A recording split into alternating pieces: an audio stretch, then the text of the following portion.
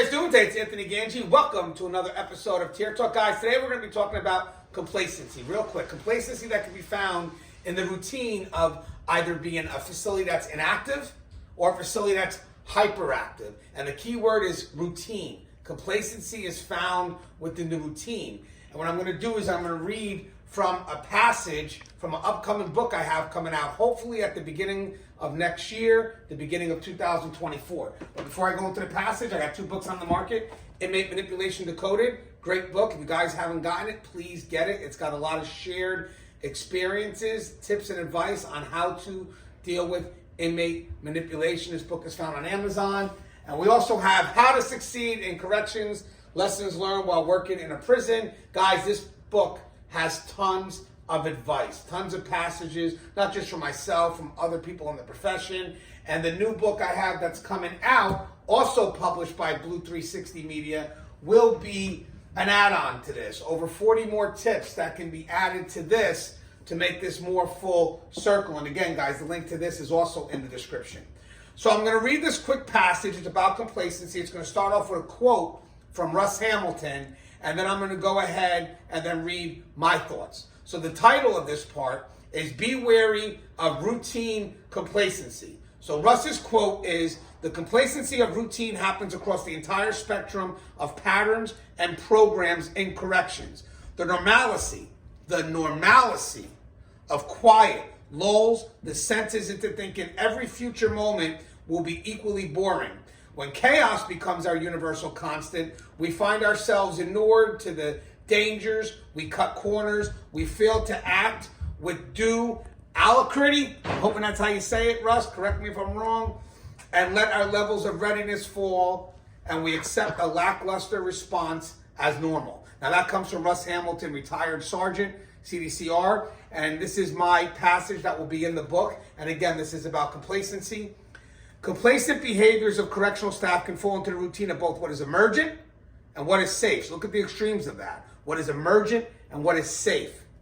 Correctional staff should be wary that complacent behaviors are not solely found within a facility that has a small number of disruptions. Staff complacency can also be found within facilities that are extremely active. In essence, complacency can be found by what is considered routine and normal within that prison or jail's operations. Complacency is usually centered around the dullness of the routine. In this case, within the context of prison and jail operations, the routine can vary depending on the active or inactive dynamic of the facility in question.